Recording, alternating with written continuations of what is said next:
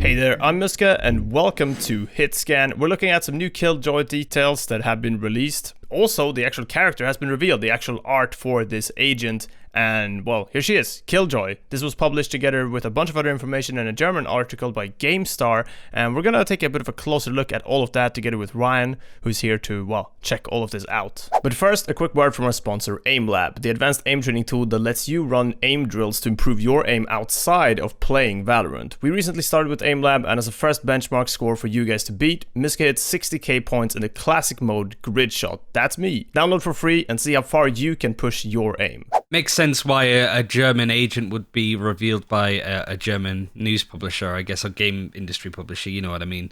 It's very early on because this information sort of came out of nowhere a bit earlier, so we have a little bit more information about some of the abilities that I did want to share really quickly. First of all, with the alarm bot, it's highlighted boldly that the alarm bot does not do much damage itself, and rather serves as a renaissance ability. Renaissance? Reconnaissance. Yeah, renaissance, like it's some sort of like 1970 Renaissance era robot. Yeah. It debuffs. It doesn't eat the rich, but it does debuff them, and it is therefore similar to Cypher's Tripwire. It costs 200 credits, and I think you can only get one. And a very interesting tidbit about the alarm bot is actually the fact that Ray stole one and turned an alarm bot into the boom bot, which I thought was quite interesting. Probably going to be some voice lines in game 2. For the turret, we got quite a lot of useful information too. It's got 125 HP, which is quite a lot, but when you look at the damage that it actually does, it's not all that much. It's more irritating than anything. It fires 3 volleys after 0.75 seconds, and each of the pellets do 8 damage, so that's what, like 24 damage per sort of burst, I suppose it would be. But the further you get away from it, 20 meters and then 35 meters, the damage then falls off a little bit more. So it doesn't hit all that much, but it's certainly going to be there to just keep an eye on crossfires and give you a little bit of intel. Same sort of info with Nanoswarm. It's a grenade that you put on the ground. The enemies can't see it. It's invisible. And you activate it much like a cyber cage for Cypher. So a lot of these abilities seem to have a bit of crossover with Sentinel characters like Sage and Cypher, as you can imagine. And then finally, the lockdown ability, it costs 7 ultimate points, and it takes 13 seconds to completely wind up and release a deadly debuff, and even one of the main developers saying that it's the most punishing debuff in the game, but that's because players will rarely get hit by it as they get used to taking down the ability, which also has 150 HP, so a lot of counterability in Killjoy's play, I feel, Miska. Yeah, definitely. It's this sort of character that I think actually looks probably worse in a trailer like this in terms of annoyingness. I'm not sure what to refer to that as, but generally just the whole annoying debuffs or damage or just different types of utility that you don't really deal with in other places. Because yeah, you have, for example, the 0.75 second window before the turret even fires. So if you peek around the corner and you see it, you can shoot it before it even does anything really at all. And I think that in itself is quite good, because it means much like with other abilities like that, you can check corners, you can check angles where they could normally put it, and just clear that by sort of shoulder peeking out real quick. Yeah, probably looks worse on paper. Still gonna be something new and different, and obviously a bit annoying to deal with when this character is live. Most likely next week on Tuesday, August 4th. It should be when Act 2 is hitting at least. Yeah, I really like the sort of 5-head smart plays you can do with a lot of the abilities. But of course, when it comes to Killjoy's kit, a lot of people saw it and a lot of people complained. Quite rightly, because it looks relatively scary and strong. I do always bring up the point of, imagine if Cypher was the new agent being added and you saw his kit, you would again assume that he's incredibly overpowered. He's still relatively strong, but he has his weaknesses, of course. And this is something that Riot is struggling with at the moment, I think, because the stuff with Killjoy came out prematurely. I don't think they could officially talk about it too much, but it did stop Morello talking around it, I suppose, when it comes to other subjects that are important. Certainly the meme that's come out with that age-old tweet, to be clear, in Project A, shooting matters, you don't kill people with abilities. Morello's come out and said that that tweet actually is a bit incorrect. So in response to that being brought up once again, Morello said that yes, not to throw him under the bus, but the tweet in question is a bit inaccurate and was said a bit hastily without the full nuance. See my other threads on damage's role in tactical play. This isn't outshoot the enemy man's only, but it's not an ability fight either. I think this is a pretty important thing to highlight, because this tweet is being brought up so much as like a thing, kind of like an argument as to why race shouldn't exist and why this character is wrong. And yeah, this is very important messaging that we really wanted to signal boost and get out there. So let's go to have a little bit more of a look at what Morello actually considers damage in tactical shooters, what's okay and not okay there, because, well, he definitely has quite a few more tweets on this exact topic. So to clarify from Morello as well on Twitter, I think damaging abilities equals Overwatch is where I think the issue is here. Things like Raise Grenade and Boombot create intense threat, but are there to support the tactical gunplay. When we make the damage abilities, including Killjoys, this is always the goal. Also, that'd be like saying Frag Grenades, Welcome Mats or Ash makes Rainbow Six Siege untactical. Abilities that cause damage are a core part of most tactical games, but have to be designed differently than, say, an Overwatch character who play more like RPG characters. And this is a very good point. Something like Overwatch having, let's say, Soldier 76's grenade launcher that he shoots out the Helix rocket from that weapon, that's, obviously a direct way of just dealing damage, but that's a little bit different from, let's say, something like Raise's grenade that has the wind-up time. You gotta throw it, you can hear it coming, you can sort of try to get out of the way, and even if you get damaged by it, it doesn't necessarily just have to be a straight point-and-click adventure for that race. So there is a little bit more to it there. Obviously, they do want to change some of these characters and some of these abilities and be very careful with them.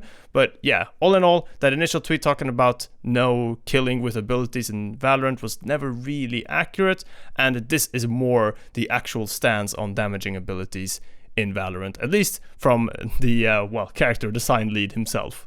And I think sort of this talking point is really good when it comes to Raze examples as well. Like, for example, Razor, in response to this, sort of said that Killjoy has more of a purpose beyond doing damage. Not to mention the GameStar article, you can see that she doesn't do an awful lot of damage when it comes to abilities, but the turret creates a crossfire, the alarm bot is there to watch an angle and alert enemies, and Nanoswarm is area denial, much like a Molly or a Cyber Cage would be.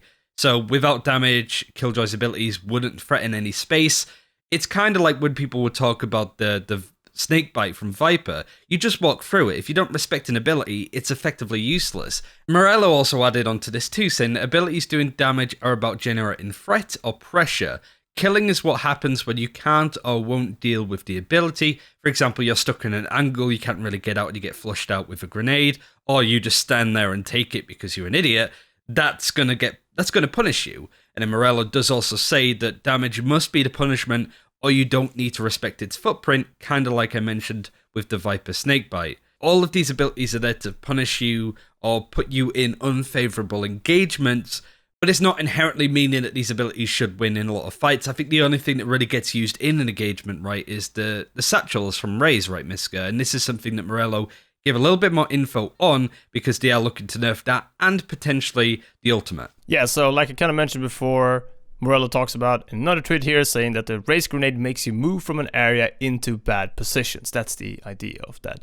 Boombot has a lot of choices. Shoot it, hide from it, run from it, or just hold an angle. Since these moves can often lead to unfavorable fights that lead to death, damage must be punishment or you don't need to respect its footprint. Going on to say that two issues where I see this is not being true is the current satchel in combat use. Don't worry, boosting/zooming is fine, referring to the movement. But to use them to then kill in a gunfight, and some cases where you can't do anything about the rocket. We'll be fixing those as part of our commitment to tactical play. So all in all, it seems like they are okay with the way the satchels is being used for the movement stuff. So for example, the two quick satchels to quickly shoot yourself forward, but to be able to do that and then quickly have your gun out and get a kill from it, that's where they're like a little bit sort of unsure of, is that okay, is that not okay, and how do they deal with that, how do they nerf that. They don't really want to just limit the satchel usage as a whole, obviously, because that would just kill off all of this cool movement stuff. So it'll be interesting to see what they do. And to be honest, he mentions the rocket here towards the end where you can't do anything about the rocket in certain cases. That's really my big thing. I want to see that nerf or change come in sooner rather than later, because it is a little bit irritating how sometimes you feel like you're kind of out of the way of the rocket and then you just take 150 damage anyway and just fall over flat on your face. Yeah, in a lot of cases, there's not a lot of counterplay, but I feel like nowadays, if I get killed by a raised grenade, I'm not thinking that the ability is BS necessarily. It's kind of like I made a mistake, much like playing into operators can be. You know, sometimes they get a really nutty shot and you're going, okay, yeah, that's dumb. Like, but also a lot of the time it's, oh, I peeked this angle, I didn't use any utility, and they punished me because I am a bot. You know, it's those kind of areas that I think abilities like that are important, but I think it's really unfair to criticize Killjoy's abilities and her kit and Riot as an extension of that, without playing her first. I think there's a lot of nuance and detail that we're still missing. How we counter the abilities that she may have. I think there's going to be a few options that work. So I'm really excited to sort of myth bust her when she comes out, Miska, and really work out how all of her abilities work together. But it is really unfortunate that Riot can't really put out a response yet because all of this stuff was prematurely released. Yeah, I feel really bad about the leak because I feel like they did need to give a lot more context around this. One thing I'm a little bit confused about though is that they tried to give damage numbers in this German article, but not in that initial blog post really.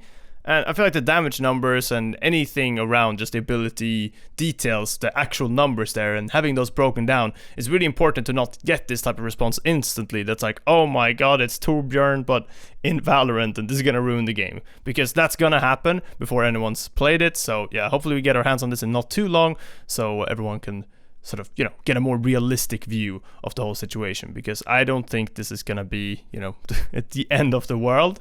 Yes, it's gonna be something new to get used to, but I'm also excited to see what sort of new type of play it brings in, and I mean, new content is always exciting for us to explore for sure.